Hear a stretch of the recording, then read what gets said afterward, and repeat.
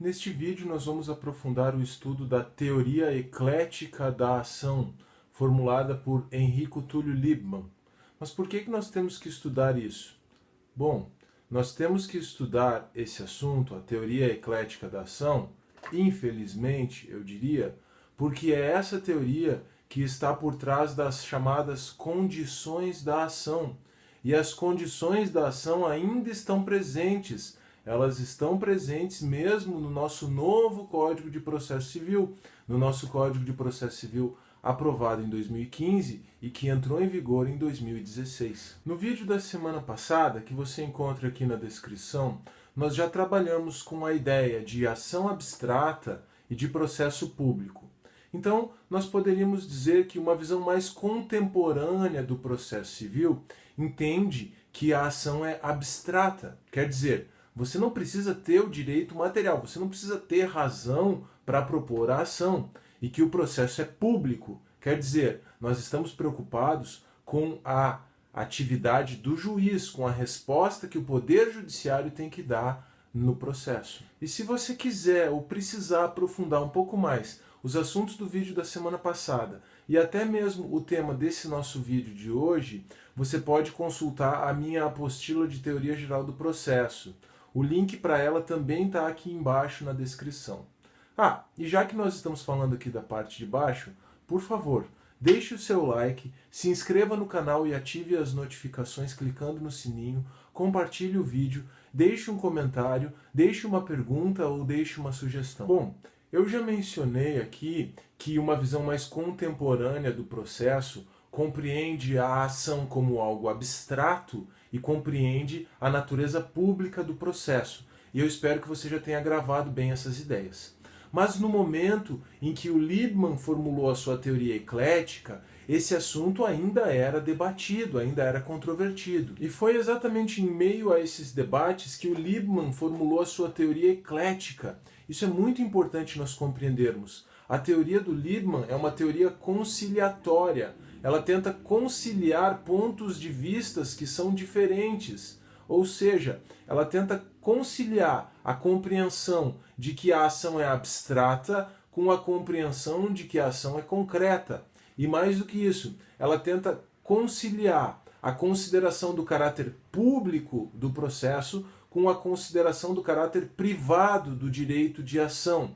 Especificamente essa visão do caráter privado do direito de ação, da ação privada, quer dizer, essa visão que vê o direito de ação como um direito do autor de sujeitar o réu, essa era a concepção de um grande mestre do Liebman, que é o Giuseppe Chiovenda. E como foi então que o Liebman chegou a essa proposta conciliatória?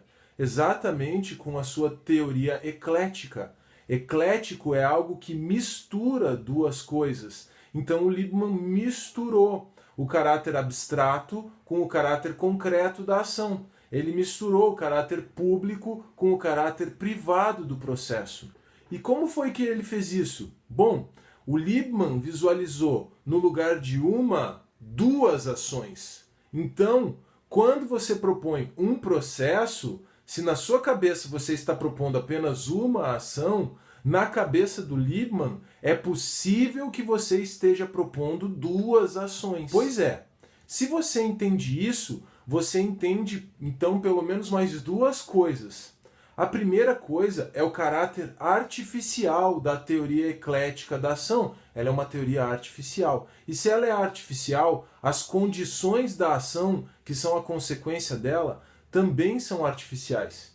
E aí a segunda coisa que você entende a partir disso é que toda a confusão, toda a dificuldade que existe em torno das condições da ação ainda hoje decorre do caráter artificial dessa teoria.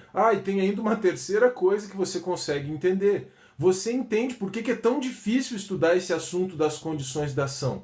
Porque a teoria que está por trás dele é artificial. Olha, na minha experiência como aluno e como professor, o que eu percebo é que o pessoal tem muita dificuldade de entender isso. E você precisa primeiro ficar tranquilo e compreender que é difícil de entender porque é difícil de entender. É difícil de entender porque é artificial.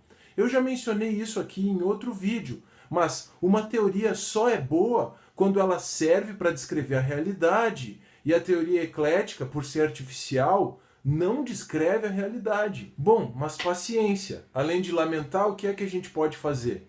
A teoria eclética da ação está aí, ela está por trás das condições da ação, inclusive no novo CPC, então nós temos que estudar esse assunto. Vamos estudar então e vamos compreender a primeira ação proposta, a primeira ação pensada pelo Liebman. Essa primeira ação é a ação que ele chamou de ação constitucional. É uma ação baseada na Constituição, no direito de agir constitucional. Essa ação é abstrata, essa ação é pública, essa ação não se sujeita a nenhuma condição. Essa ação você pode propor com base na Constituição. É o direito abstrato e público que você tem de movimentar o Poder Judiciário fazendo um pedido. Todos têm esse direito de agir abstrato. Mas ainda é preciso dar um segundo passo. Não basta saber se você tem a ação constitucional, abstrata e pública. É necessário saber se você tem a ação processual. A ação processual, essa segunda ação pensada pelo Liebman, ao contrário da ação constitucional que era abstrata, a ação processual ela não é abstrata, ela é relacionada a uma situação concreta. Então você precisa analisar, ainda que sumariamente, o caso concreto.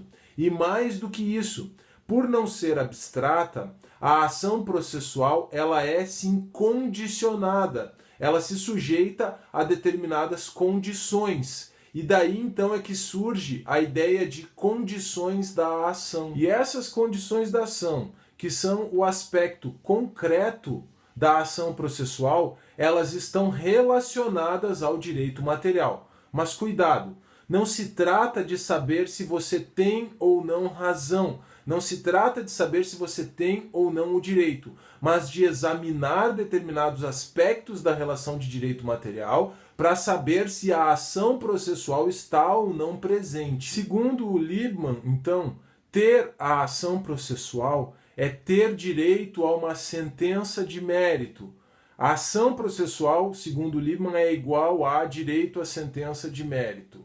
Então, se o autor tem a ação processual, ele tem direito a que o juiz aprecie o mérito do pedido. E aí o juiz vai dizer quem tem razão. Se o autor tem razão, o pedido é julgado procedente. Se o réu tem razão, o pedido é julgado improcedente. E assim, presente a ação processual, o processo é extinto com solução de mérito. Agora perceba, por favor, que ter a ação processual não é garantia de procedência do pedido, apenas garantia de que o juiz vai apreciar o pedido e ele pode julgar o pedido procedente ou improcedente.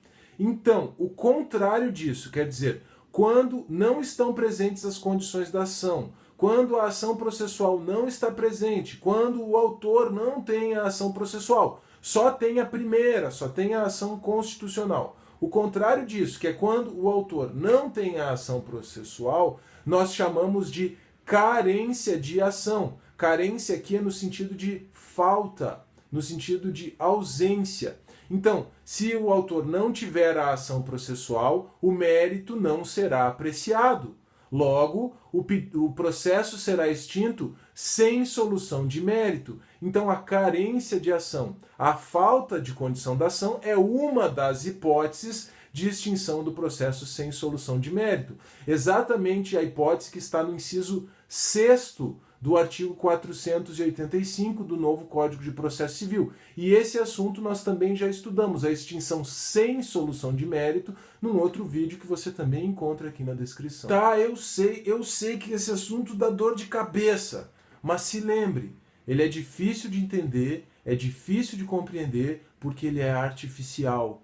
Eu estou fazendo o melhor que eu posso aqui, tá? Mas a verdade é que não tem como compreender esse assunto sem trabalhar com exemplos. E para eu trabalhar com exemplos, nós vamos precisar estudar as condições da ação especificamente. Nós vamos precisar estudar a legitimidade e o interesse. E vamos fazer isso a partir da semana que vem. Aí a gente trabalha com exemplos e aí eu acho que a compreensão desse assunto fica mais fácil.